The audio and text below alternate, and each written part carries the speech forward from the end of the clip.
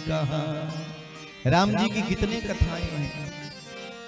नाना भांति राम अवतारा, नाना भांति राम अवतारा। रामायण सत कोटि अपारा, रामायण सत कोटि अपारा। सतकोट 7 करोड़ रामायण, नाना भांति राम अवतारा। लेकिन जरा बताओ, गोस्वामी तुलसीदास जी ने जो रामचरितमानस रचना की, ऐसा कोई है क्या?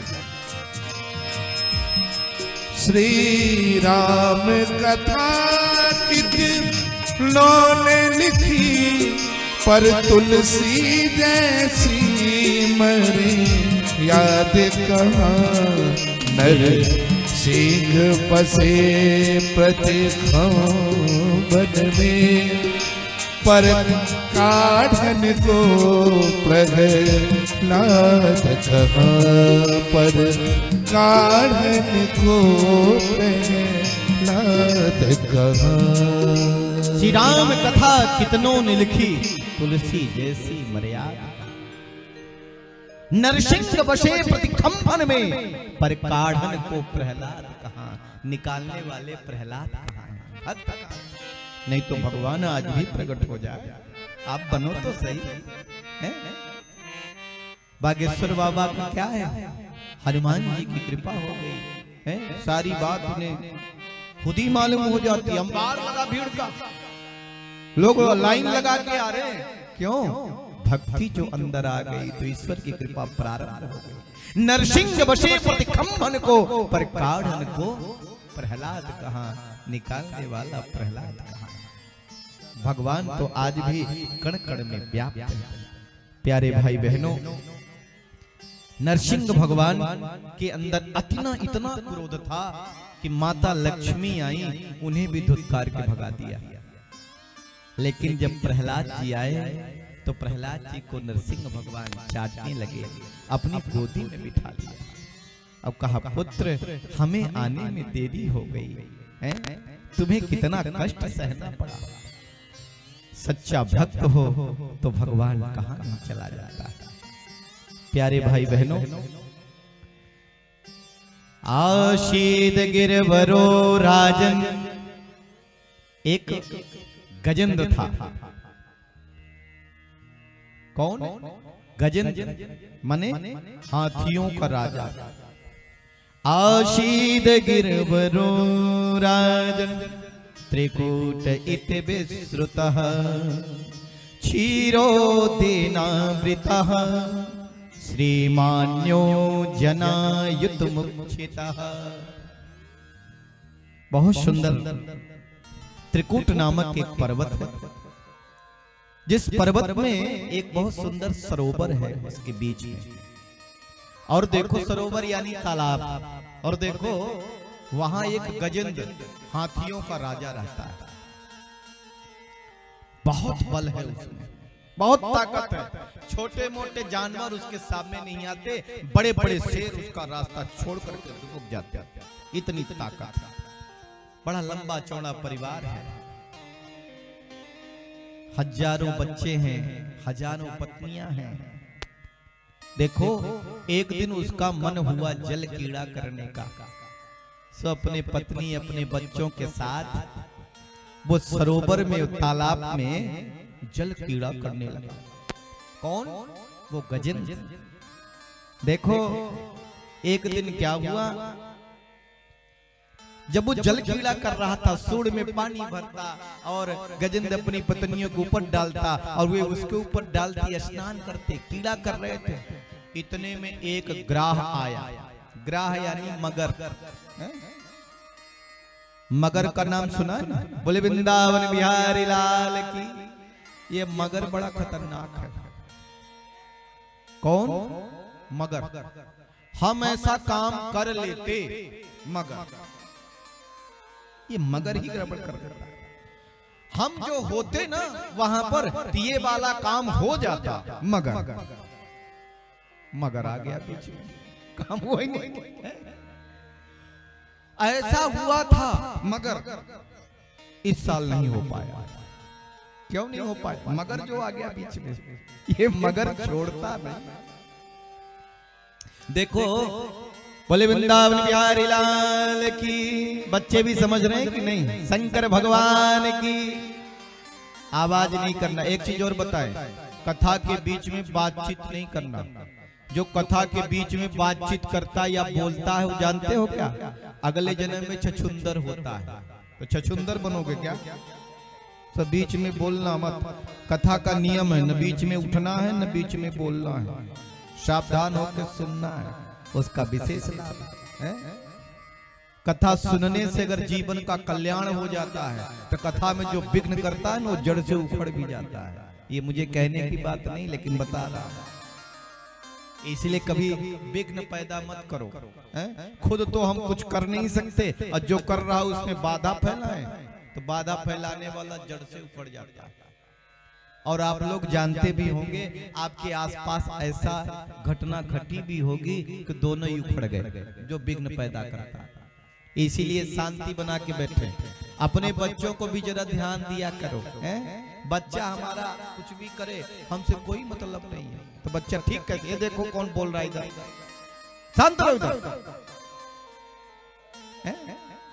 तो इनको भी थोड़ा संभाला करिए, संस्कार दीजिए, दिनचर्या बनाइए। आज का बालक कल का भविष्य है। अब आज ही बालक बिगड़ जाएगा तो कल कैसे ठीक है? लाल पर लाला बेटा, बेटा तो सर पे चढ़ रहा है, तो जरा ठीक करो उसको। प्रेम भी करो, मैं नहीं कहता, दुलार भी करो, लेकिन अनुशासन में भी रखो, से शिक्षण भी दो। क्या करना क्या नहीं करना, क्या बोलना क्या नहीं बोलना। किसी बड़े का अगर अपमान करे तो डांट दो,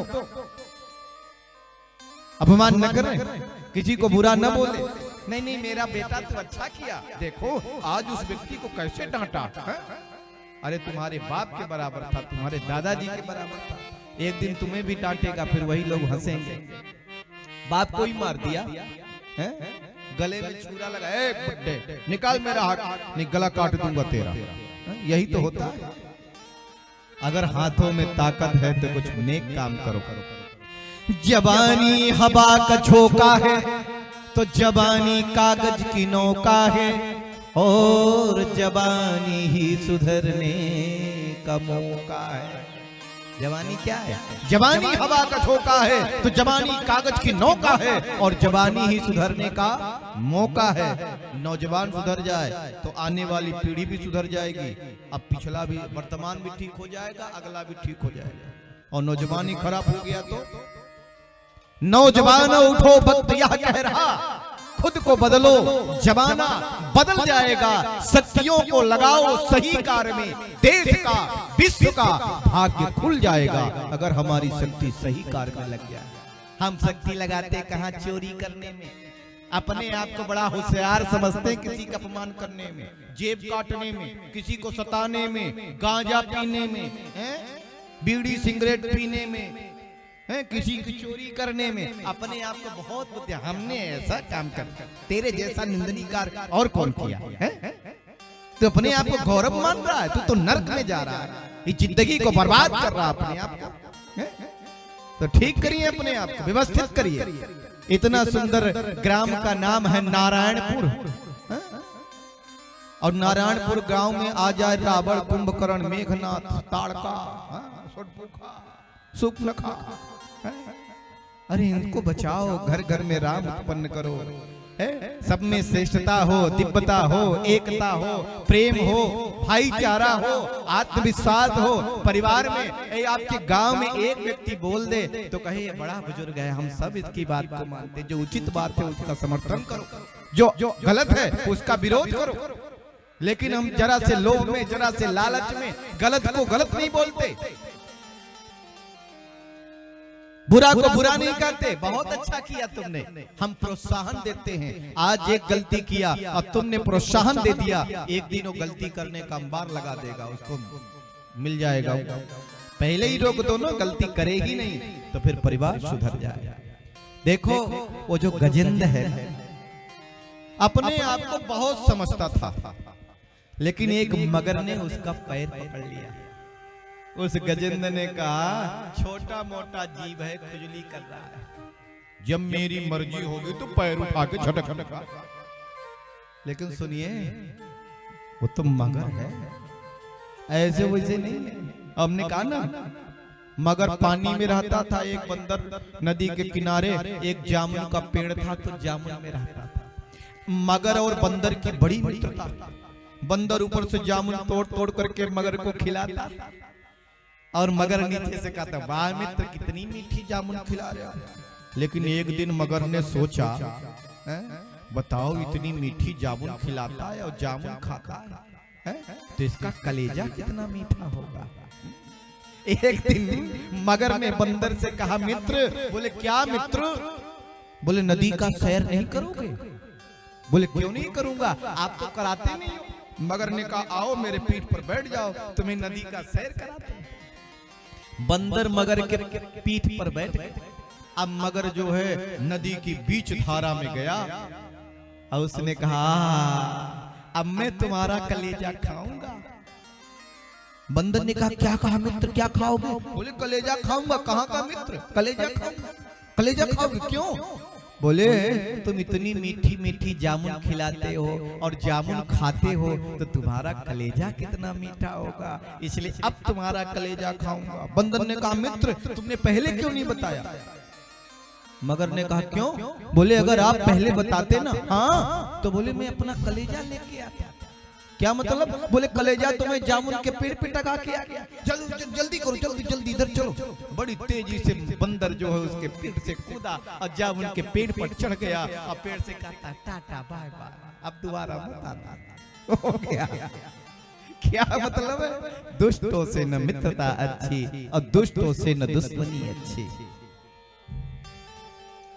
गजेंद्र ने कहा ये छोटा मोटा जीव है, पैर पकड़ा हुआ है, लेकिन वो पैर निकालने का प्रयास किया तो पैर उठता ही नहीं। वो मगर पानी के ऊपर आ जाता लेकिन पैर नहीं छोड़ा। कभी मगर खींचता तो ये गजेंद्र पानी के नीचे चला जाता, डूबने लगता। और देखो युद्ध करते करते 1000 वर्ष बीत गए। ये आज की घटना नहीं है, सत्य। बच्चे छोड़कर चल गए, पत्नी छोड़कर चल गई। एक बात आपसे कहें, व्यक्ति का जब कोई सहारा नहीं होता तब भगवान को याद करता है। बच्चे जाने लगे, पत्नियां जाने लगी। गजेंद्र ने कहा मुझे छोड़ के जा रही है, क्योंकि उन्होंने भी प्रयास किया, सूंड से सूंड लगा के खींचने का प्रयास किया, लेकिन गजेंद्र को निकाल नहीं पाए। गजेंद्र ने कहा मुझे छोड़ के जा रहे हो? बोले स्वामी आप तो अब बचोगे नहीं, अब आप तो मर ही जाओगे, तो हम भी आपके कारण क्यों मरे, भूखी रहे। वो भी चल चल, बच्चे भी चल चले। आज उसे ध्यान हुआ ये दुनिया परम स्वार्थी, कोई साथ देने वाला नहीं है, कोई साथ जाने वाला नहीं है। बोले वृंदावन बिहारी लाल की। देखो ऐसा ही एक व्यक्ति था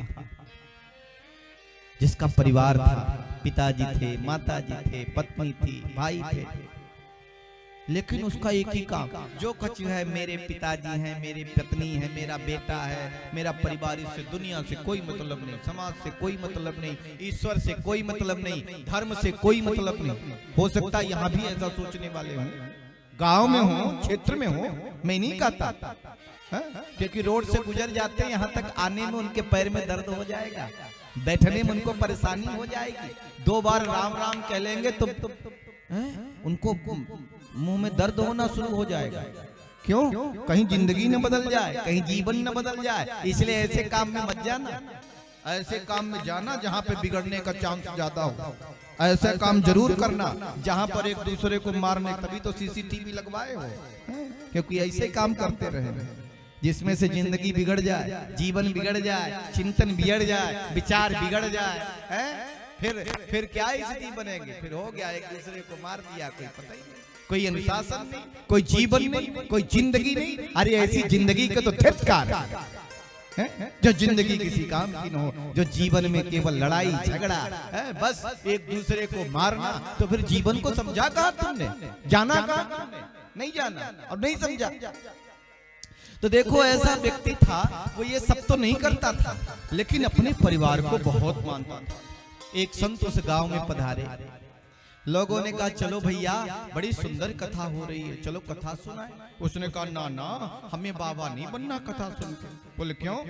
अरे बोले मैं अपनी माता को देखता हूँ, पत्नी को देखता हूँ, बच्चों को देखता हूँ, पिताजी को देखता हूँ, सब परिवार को देखता हूँ, ये परिवार छोड़ के कथा वथा सुनने नहीं जाना, बाबा नहीं बनना हमें। लड़कों ने कहा, उसके बराबर के थे, बोले तुझे कौन कह रहा है कि तू बाबा बन जा झोली लेकर के, तू खाली जो है जप करता रहे, मंत्र जपता करे, लाल कपड़े पीले कपड़े पहन। चलो घूम के आते, कथा सुन के न सुनना तो चलो घूम के ही आ जाए, मनोरंजन करके आए। अब नौजवान मित्र थे, मित्रों ने कहा तो बात मान ली, कथा सुनने आए।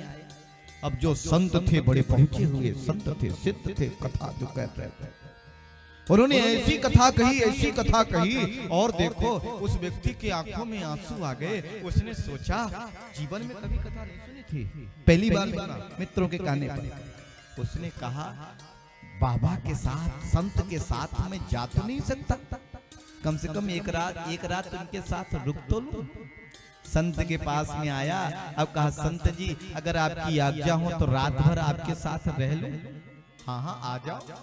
अब देखो संत की कुटिया में वो नौजवान आ गया, रात भर शयन किया।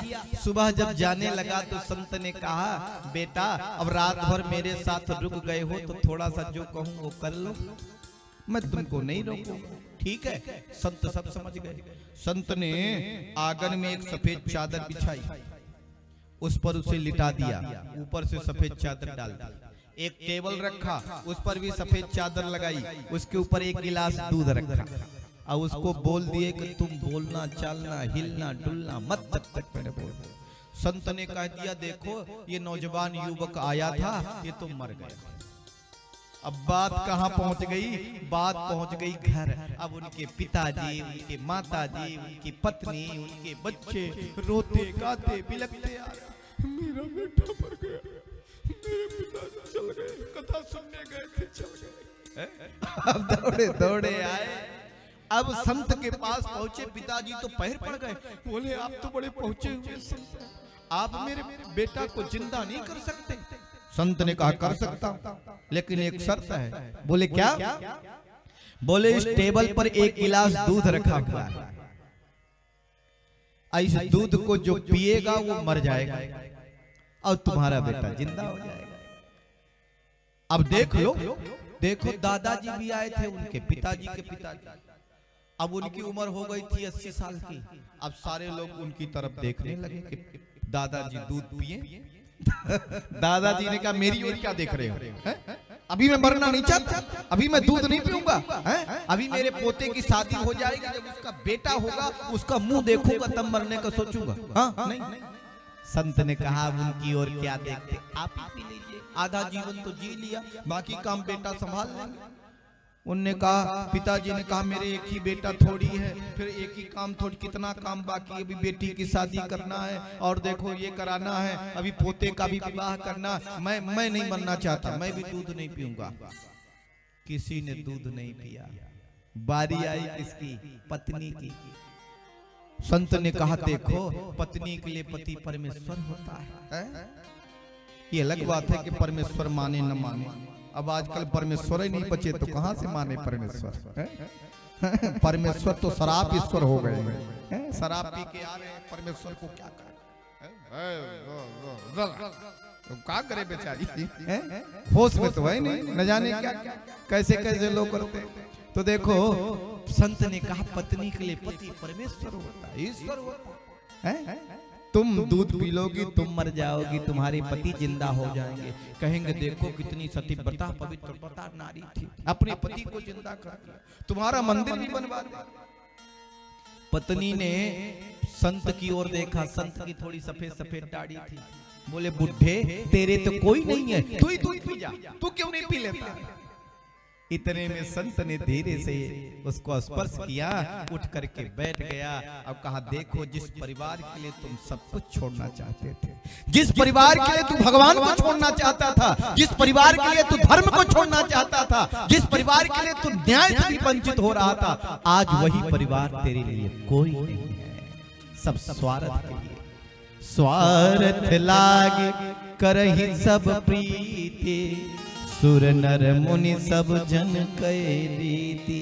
स्वार्थ से प्रीति है और स्वार्थ निकल जाए तो फिर बाप के पास माल है तो खूब सेवा करेंगे, अगर कुछ नहीं है तो कहेंगे बुढ़ा मर नहीं जाता, कब खाली करेगा, नहीं तो बाहर वृद्धाश्रम में भेज जाते हैं।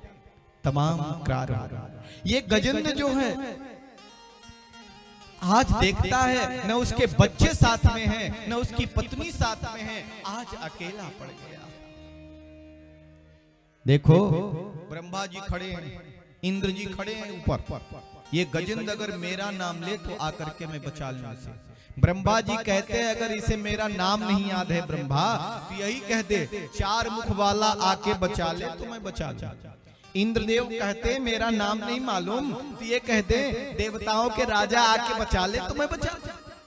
लेकिन गजेंद्र है कि किसी का नाम नहीं लेता। और गजेंद्र क्या कहता है? गजेंद्र कहता है इस संसार को जिसने बनाया, इस संसार का जो पालन करता है और जिसमें सारा संसार सारी सृष्टि समा जाती है, अगर वो मेरी बात सुन रहा हो तो आकर के मेरी रक्षा करे, मेरे जीवन का अब उद्धार कर दे। देखिए भगवान गोविंद ने कहा जिसमें किसी का नाम नहीं है वो मेरा नाम है। और भगवान गरुड़ पर बैठ करके आए कहा गजेंद्र के पास, और जैसे गजेंद्र ने भगवान को देखा तो भगवान की स्तुति करने लगा। क्या कहता है? हे गोविंद हे गोपाल, अब तो जीवन हमारे। हे गोविंद हे गोपाल, अब तो जीवन हमारे। हे गोविंद राखो शरण, अब तो जीवन हमारे। हे गोविंद हे गोपाल,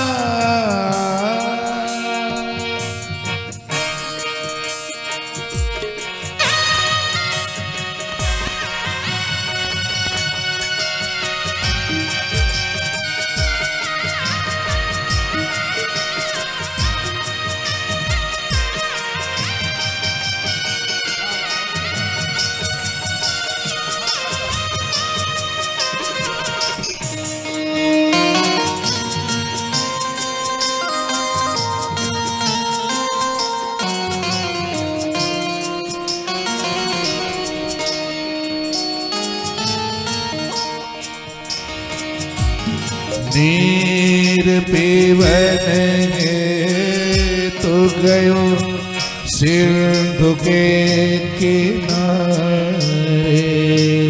नीर पीवन है तो गयो सिंधु के किनारे। सिंधु बीच बसत ग्राम, सिंधु बीच बसत ग्राम, शरण गई पछारे। गोविंद हे गोपाल, अब तो जीवन हमारे।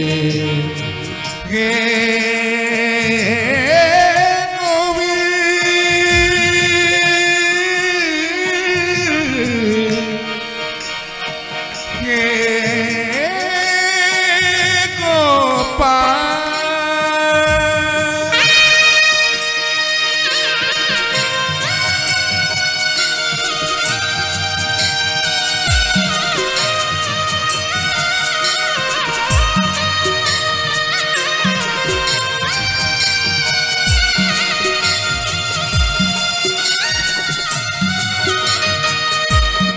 चार प्रहर योद्ध भयो, चार प्रहर योद्ध भयो, ले गयो मझ थारे।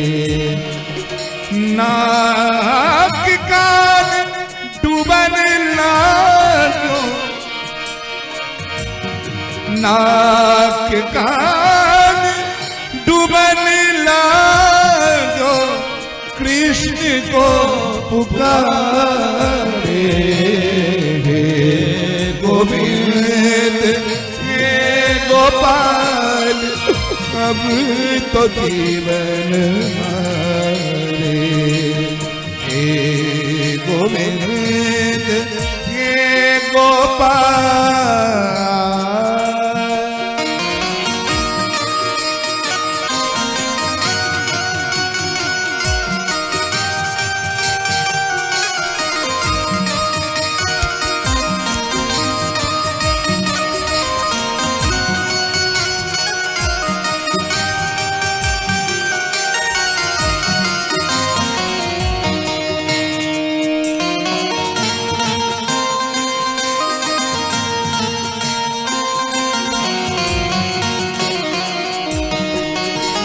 जय जय श्री कृष्ण चंद्र नंद के दुलारे। जय जय श्री कृष्ण चंद्र नंद के दुलारे। द्वारिका शब्द गया,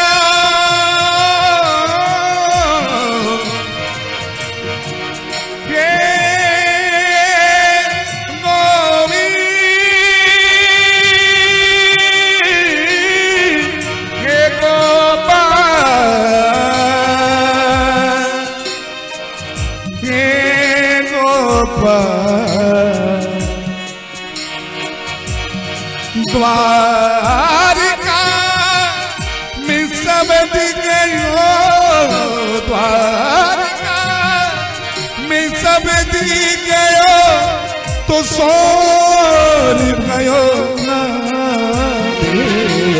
हे गोविंद हे गोपाल, अब तो जीवन हारे। हे गोविंद हे गोपाल, अब तो जीवन हारे। हे गोविंद हे गोपाल, अब तो जीवन हारे। अब तो जीवन हारे, अब तो जीवन हारे। भगवान ने देखा गजेंद्र तो डूब रहा है, और गजेंद्र ने भगवान को देखा तो एक कमलने का फूल उखाड़ा भगवान के चरणों में डाल दिया। भगवान ने एक हाथ से गजेंद्र के शूर को पकड़ा और बड़ी तेजी से बाहर खींचा, जिसके साथ ग्राह भी आ गया बाहर। वो मगर, भगवान ने सुदर्शन चक्र से मगर के मुख को फाड़ दिया, कल्याण कर दिया। देखो भगवान आए थे गजेंद्र का उद्धार करने, लेकिन पहले उद्धार किया किसका? ग्राह का, मगर का। क्यों? भगवान कहते हैं मैं अपने भक्त का कल्याण तो करता ही हूं, लेकिन जो मेरे भक्त का पैर पकड़ता है उसका कल्याण मैं पहले करता हूं। और देखो भक्त के पैर को पकड़ रखा था वो ग्राह, और भगवान ने उसका कल्याण कर दिया और गजेंद्र को भी मुक्ति प्रदान किया। बोले द्वारिकाधीश भगवान की। प्यारे भाई बहनों, ये गजेंद्र था कौन? ये पूर्व जन्म का इंद्रस्त नाम का राजा था। अगस्त ऋषि के आने पर उठ करके खड़ा नहीं हुआ, और देखो अगस्त ऋषि ने श्राप दे दिया, बोले जा तू हाथी हो जा। लेकिन ये भगवान का भक्त था, इसलिए इसे अपना पूर्व स्मरण था तो भक्ति में ही रहता। और ये ग्राह कौन था? मगर ये हूहू नाम का गंधर्व था। स्वर्ग में दो गंधर्व हैं, हाहा हूहू, जिनका काम है लोगों को हंसाना। आजकल भी हंसाने की क्लास लगती देखा आप लोगों ने? क्योंकि आजकल लोगों की असली मुस्कान गायब है, हंसता ही नहीं आदमी। हंसता भी है तो गड़ी का हंसी हंसता है। कैसे? जैसे व्यापारी देखता, दुकानदार देखता, ये ग्राहक आ रहा है, मेरे कपड़े खरीदेगा, और जब नहीं खरीदता तो बाद में चार गाली सुनाता। घड़ी का हंसी हंसता है, असली मुस्कान है ही नहीं है, गायब है। तो देखो, देवल ऋषि एक सरोवर में, एक तालाब में, इतने जल में खड़े होकर के और साधना कर रहे थे, मंत्रों का जाप कर रहे थे। और ये हूहू नाम का गंधर्व आया और उनका पैर पकड़ लिया पानी के अंदर। अब कोई पानी में खड़ा हो अब उसका पैर पकड़ ले, क्या होगा उससे? पसीना पसीना हो गए देवल ऋषि। क्या हुआ? वो बड़ी तेजी से बाहर निकला और कहा, ओ देवल ऋषि डर गए, डर गए, डर गए। उन्होंने कहा, तूने मेरा पैर पकड़ा, जा मैं तुझे श्राप देता हूं, तू मगर हो जा। फिर उसने पैर पकड़ा, बोले भगवान मेरा काम ही लोगों को हंसाना है, आखिर मैंने आपका पैर ही तो पकड़ा था। देवल ऋषि ने कहा, ऐसे पैर पकड़ते रहोगे तो एक दिन उद्धार हो जाएगा। और आज देखो भगवान ने उसका उद्धार।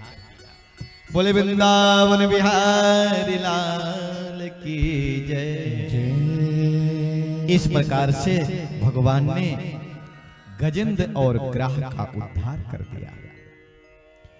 देखो, दुर्वासा ऋषि जा रहे थे, किन्हीं ने दुर्वासा ऋषि को बहुत सुंदर पुष्पहार दिया, और जब हार दिया तो दुर्वासा ऋषि ने वो हार लेके आगे जा रहे थे कि इंद्र और इंद्राणी रास्ते में मिल गए। उन्होंने कहा, इस हार को किसको दूं? उन्हीं को दे दिया। उन्होंने इंद्र इंद्राणी ने कहा, तुच्छ सा फूल हमें दे रहे? उनके सामने तो ले लिया, जब वो आगे निकल गए तो उसको ऐसे फेंक दिया। ऐरावत हाथी आ रहा था, उसके पैर के नीचे वो हार पड़ गया। दुर्वासा ऋषि ने देख लिया और उन्हें श्राप दे दिया, इंद्र तू स्वर्ग के रहने के काबिल नहीं, जा तुझे मैं श्राप देता हूँ, तेरा सारा तेज सारी संपत्ति समुद्र में समा जाए, जल में समा जाए। देखो इधर जो है महाराज बलि इस समय दैत्यों के राजा हैं। मैंने आपसे कहा था ना, कश्यप ऋषि से ही देवता हुए हैं और कश्यप ऋषि से ही दैत्य हुए। दिति से दैत्य हुए, अदिति से देवता हुए। तो देखो उसी समय महाराज बलि ने स्वर्ग पर आक्रमण किया, और चूंकि सारे देवताओं का तेज तो समुद्र में समा गया और स्वर्ग को जीत लिया। स्वर्ग को जीत लिया, देवता मारे मारे फिरने लग गए। सारे देवता ब्रह्मा जी के पास में पहुंचे। ब्रह्मा जी ने कहा, चलो भगवान विष्णु के पास, उन्हीं से उपाय पूछते हैं। भगवान नारायण के पास पहुंचे। भगवान नारायण ने कहा, क्या कहा?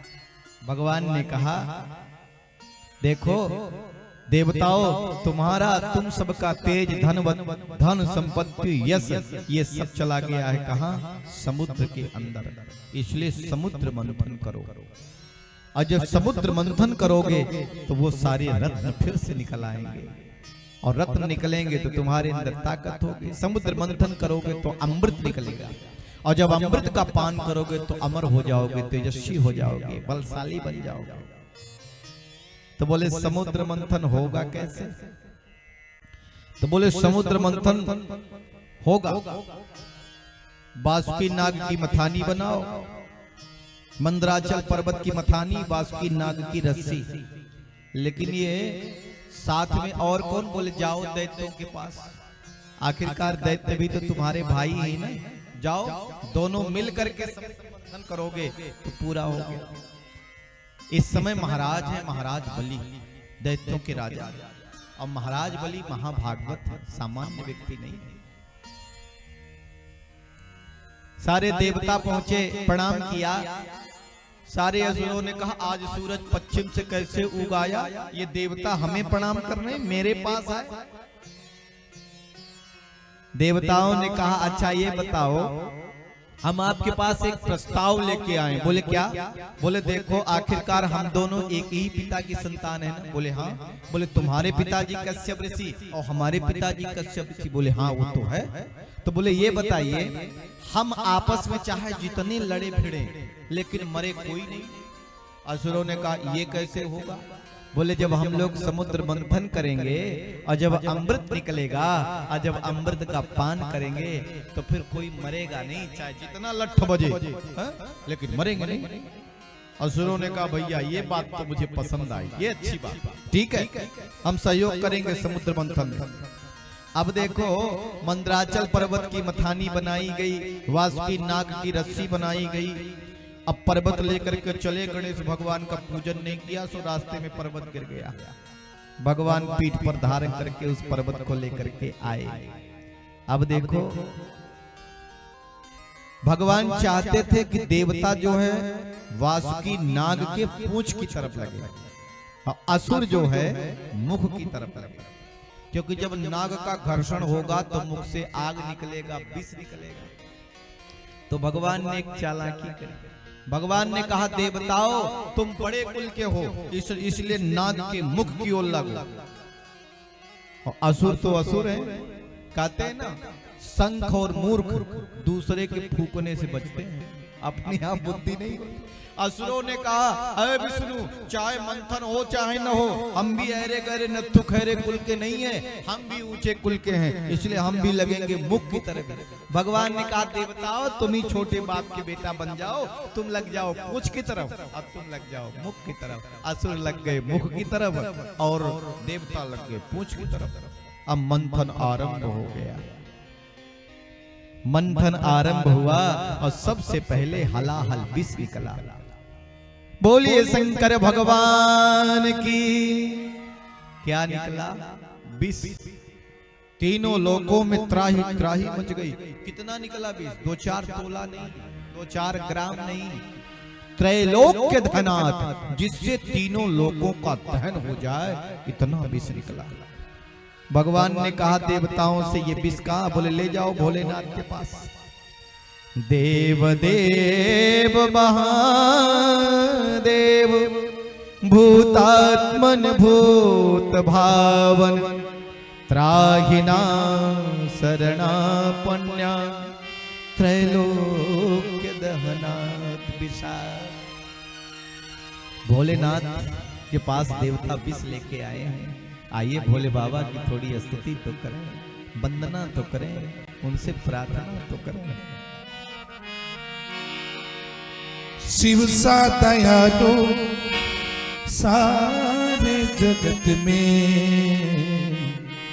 शिव सा दयालु सारे जगत में, ना पहले था कोई ना अब है ना होगा, ना पहले था कोई ना अब है ना होगा। शिव सा दयालु, शिव सा दयालु सारे जगत में, ना पहले था कोई ना अब है ना होगा, ना पहले था कोई ना अब है ना होगा। बोलो देवाधिदेव महादेव की जय हो।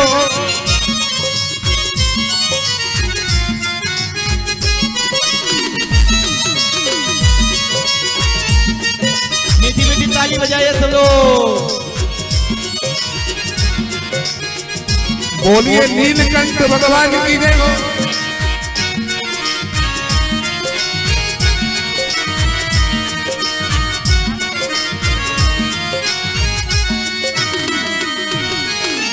अमृत के पीछे देव दानव पड़े थे, अमृत के पीछे देव दानव पड़े थे, जगर के खातिर कोई ना करे थे, जगर के खातिर कोई ना करे थे।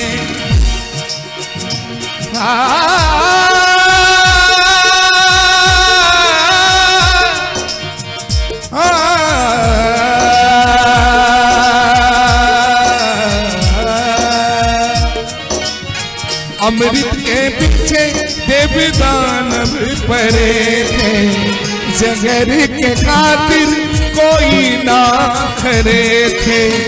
भक्तों, जगत हित के खातिर, जगत हित के खातिर जहर पीने वाले ना पहले था कोई, ना अब है ना होगा, ना पहले था कोई ना अब। ऐसा कोई देवता नहीं बनता, ना पहले था कोई ना अब है ना होगा, ना पहले था कोई ना अब है ना होगा, ना पहले था कोई ना अब है ना होगा, ना पहले था कोई ना अब है ना होगा, ना पहले था कोई ना अब है ना होगा। बोलो देवारी देव की देव। ऐसे तालियां बजाते हुए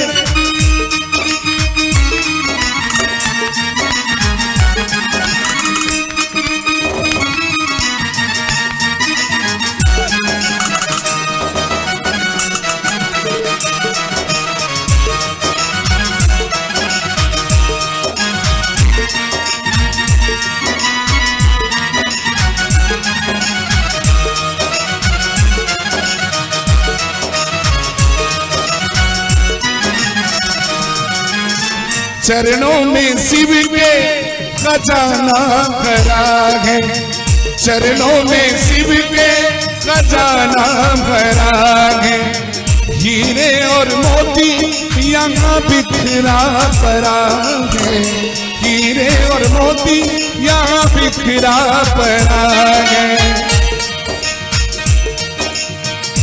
सच सच में बताऊं, सच में बताऊं कि गुरु शिव से अच्छा ना पहले था कोई ना अब है ना होगा, ना पहले था कोई ना अब है ना होगा। सच में बताऊं, सच में बताऊं गुरु शिव से अच्छा ना पहले था कोई ना अब है ना होगा, ना पहले था कोई ना अब है ना होगा। ओम नमः शिवाय, हरि ओम नमः शिवाय, ओम नमः शिवाय, हरि ओम नमः शिवाय, ओम नमः शिवाय, हरि ओम नमः शिवाय। हाथ उठाओ। ओम नमः शिवाय, हरि ओम नमः शिवाय, ओम नमः शिवाय, हरि ओम नमः शिवाय, ओम नमः शिवाय, हरि ओम नमः शिवाय। पशुपति त्रिपुरारी गंगाधरम त्रयंबकम उमा प्राणेश्वरम नीलकंठम शशिशेखरम मुंडमालेश्वरम। हे तेरी जय हो, जय हो, जय हो। बोलिए शंकर भगवान की। देखो, जो विष को पीता है वही महादेव होता है। शंकर भगवान को क्या बोलते हैं? देवों के देव महादेव। बोले महादेव की। अगर आप भी महादेव बनना चाहते हो तो विष पीना शुरू कर दो। एक छटाक पिएंगे, राम राम सत्य हो जाएगा। फिर क्या है? कौन सा विष? विष पीना है तो कौन सा विष पिए? विष पी जाओ अपमान का, विष पी जाओ स्वाभिमान का, विष पी जाओ अहंकार का, जो अपने आप को क्या कर ले, जो अब जिसके अंदर सहन शक्ति बढ़ जाए, जो विष का भी पान कर जाए। कोई आपको गाली भी दे रहा ना तो सहन कर लो, सामर्थ्य है तुम्हारे अंदर, पी जाओ उसे। फिर देखो शिव वही होता जो महादेव। और भोला मेरा तो भोला ही है। देखो, एक भगत जो है शंकर भगवान के मंदिर में 10 किलो का सोने का घंटा दान किया।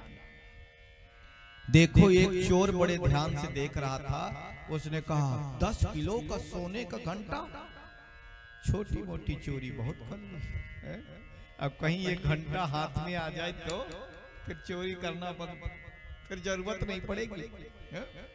अब देखो भगत ने मंदिर में 10 किलो का सोने का घंटा लगा के चला गया। अब वो चोर रात को 12 बजे आया, गेट का ताला तोड़ा, अंदर घुसा। अंदर घुसा, देखो कहीं कहीं शिवलिंग जो होते हैं ना बहुत बड़े होते हैं, भोपाल में जाओ तो वहां है भोजपुर, वहां जो शिवलिंग है ना मध्य प्रदेश में है ये एकदम ऊंचा बड़ा। और जब हम वहां गए हुए तो वहां जो जल चढ़ाने जाते हैं ना, ऐसे सीढ़ी लगा के ऐसे ऊपर जाए तब जल चढ़ता, देखो तो ऐसे ही एक शिवलिंग बहुत बड़े थे और उन्हीं के ऊपर सोने का घंटा टगा। अब चोर सोचने लगा घंटा कैसे निकालूं, कैसे निकालूं। सो शंकर भगवान के पिंडी पर ही पैर रख दिया और घंटा निकालने लग गया।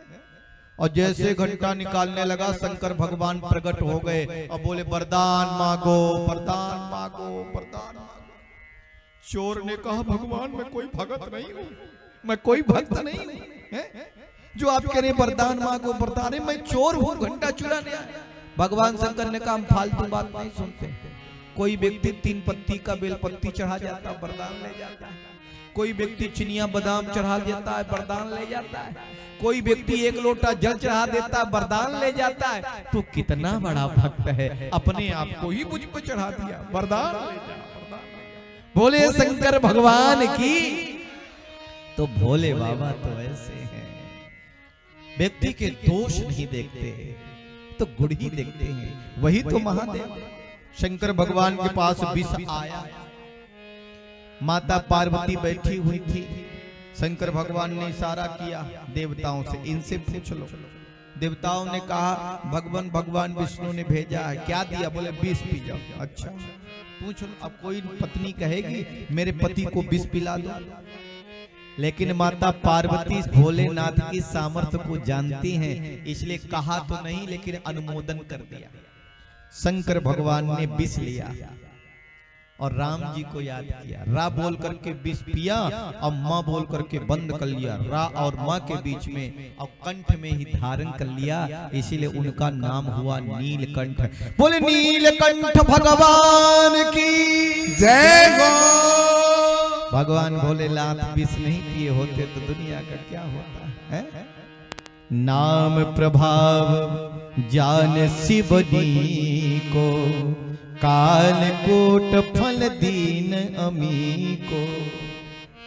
देखो न बाहर निकाला न अंदर, तो बाहर से पिया उन्होंने विष और अंदर थे राम, और भोले बाबा को हो गया विश्राम।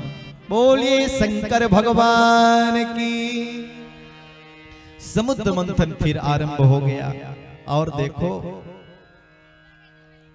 समुद्र मंथन करते करते कामधेनु गौ निकली, जिसे ऋषियों ने ले लिया।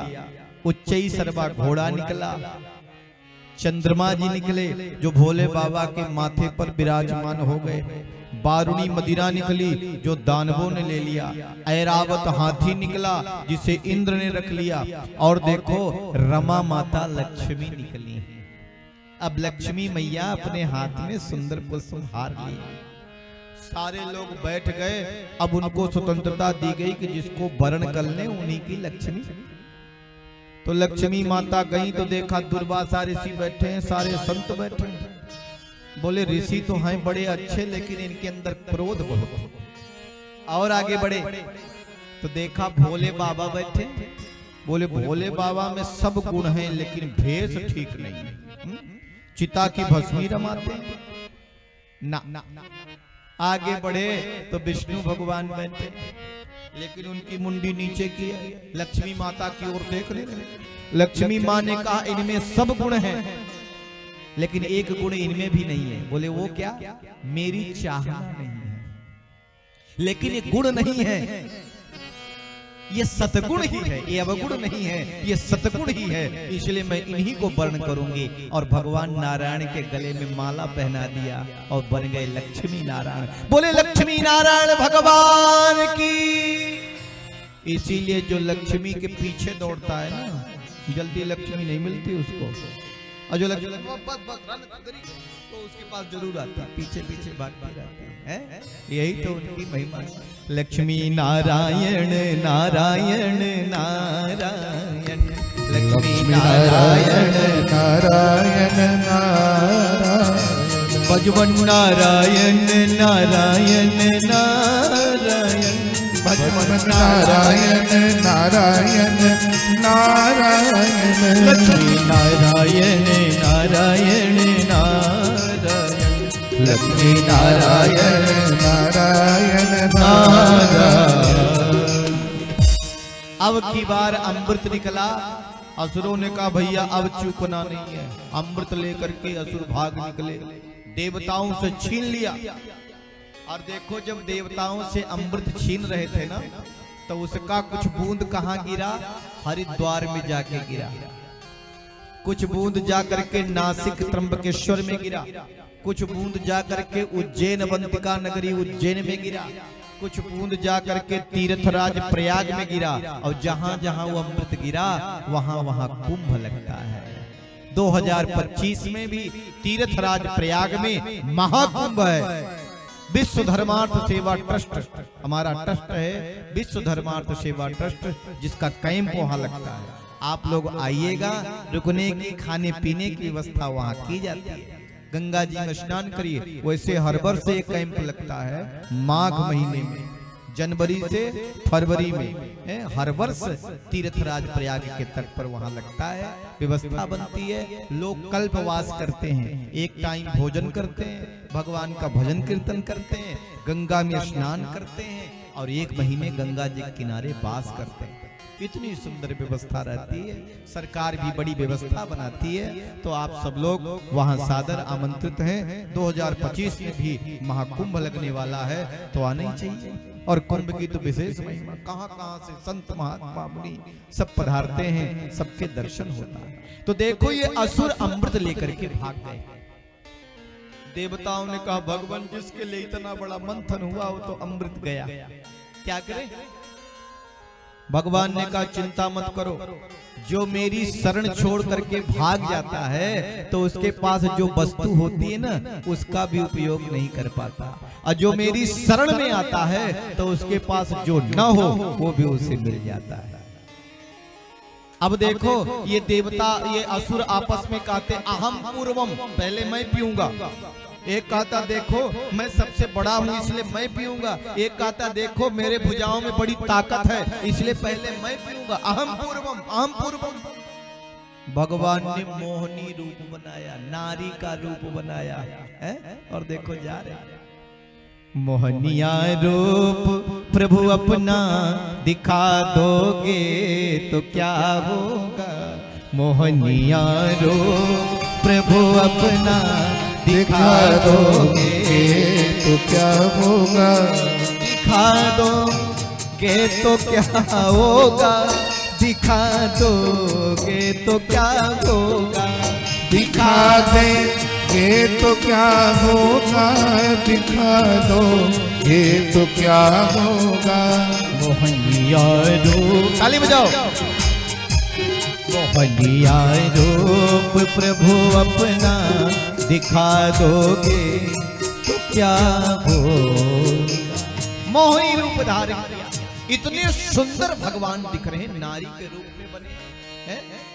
ब्रज के संत कहते हैं हे लाल लला, हे गोविंद, हे केशव, हे मुरलीधर, आप लाला हैं तो कितने लोग आप पे मरते हैं। कहीं आप लाली होते तो करोड़ों के सर कट जाते आपके लिए।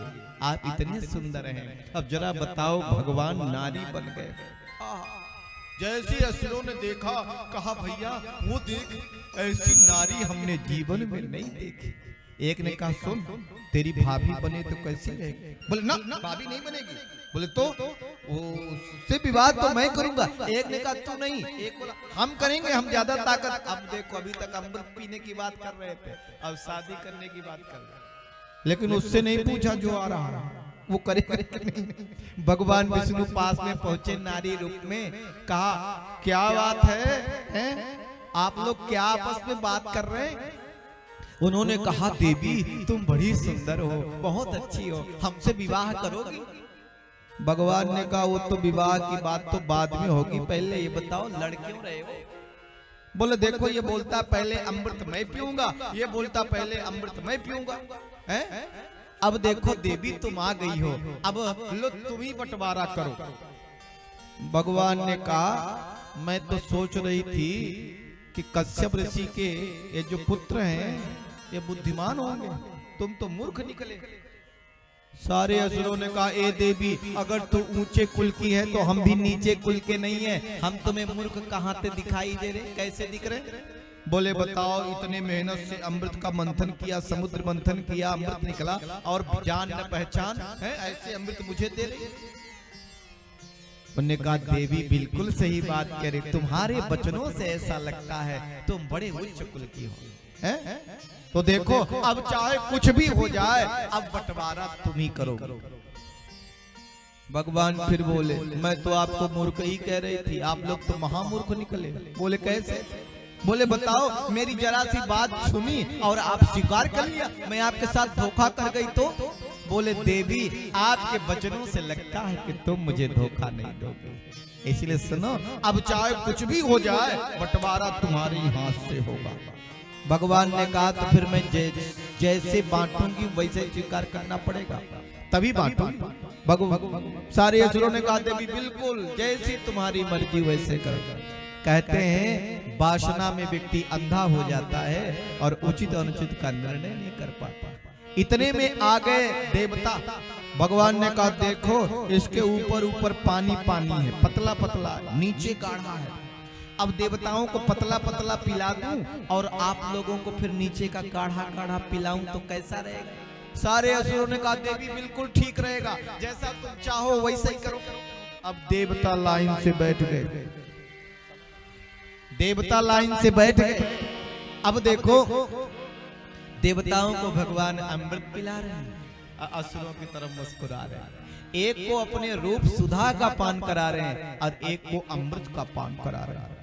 स्वरभानु नाम का दैत्य बड़ा बुद्धिमान था, जाकर के चंद्र और सूर्य के बीच में बैठ गया। भगवान ने उसे भी अमृत पिला दिया क्योंकि देवता का रूप धारण करके बैठा। सूर्य और चंद्र एक साथ बोले अरे भगवान आप जिसको अमृत पिला रहे हैं ये असुर है, असुर है। भगवान ने सुदर्शन चक्र से उसके दो भाग कर दिए, एक यहाँ से धड़ अलग हो गया, मस्तक अलग, धड़ अलग। देखो वही हो गया राहु और केतु। अब राहु केतु हो गया और देखो सूर्य ग्रहण चंद्र ग्रहण लगता है क्योंकि अमृत पी चुका था ना, इसलिए उसकी मृत्यु नहीं हुई। ग्रहों में गणना होती राहु केतु की और वही राहु बदला लेता है सूर्य और चंद्रमा से, क्योंकि सूर्य चंद्रमा ने बताया, इसीलिए सूर्य ग्रहण लगता है, चंद्र ग्रहण लगता है। अब कहते हैं कटने के बाद जो शरीर से रक्त गिरा था इस जमीन पर, उसी से हो गया लहसुन और प्याज। इसीलिए लोग लहसुन प्याज को भोग में नहीं लगाते, खुद नहीं खाते, कम लोग। ऐसा आज तो मसाले में प्रयोग होता आजकल, लेकिन बताओ क्यों? क्योंकि ये तामसी प्रकृति का है, व्यक्ति का चिंतन बिगाड़ सकता है, इसीलिए इसका प्रयोग सत कार्य में नहीं किया जाता, सात्विक लोग नहीं करते। तो देखो वो हो गया राहु केतु और भगवान अंतर ध्यान हो गए। इतने में एक असुर ने कहा भैया वो देवी जी कहाँ गए? बोले कौन? अरे वही देवी जो अमृत बांट रहे थे। बोले वो देवी जी नहीं थी, वो देवा था, छलिया विष्णु था, हमको छल गया, अमृत देवताओं को पिला गया। अब देवता ऐसे पेट पे हाथ रखने लगे, शरीर में ताकत भी आ गई और देखो असुरों से युद्ध आरंभ हो गया। असुरों से युद्ध हुआ, सारे असुरों को देवताओं ने हरा दिया, सारे असुर मारे गए, यहां तक कि महाराज बलि भी मारे गए। लेकिन धन्य है गुरुदेव शुक्राचार्य, जो गुरु शरण में आया इहलोक सुखी परलोक सुखी। जो गुरु शरण में आया इहलोक सुखी परलोक सुखी। जिसने गुरु ज्ञान पताया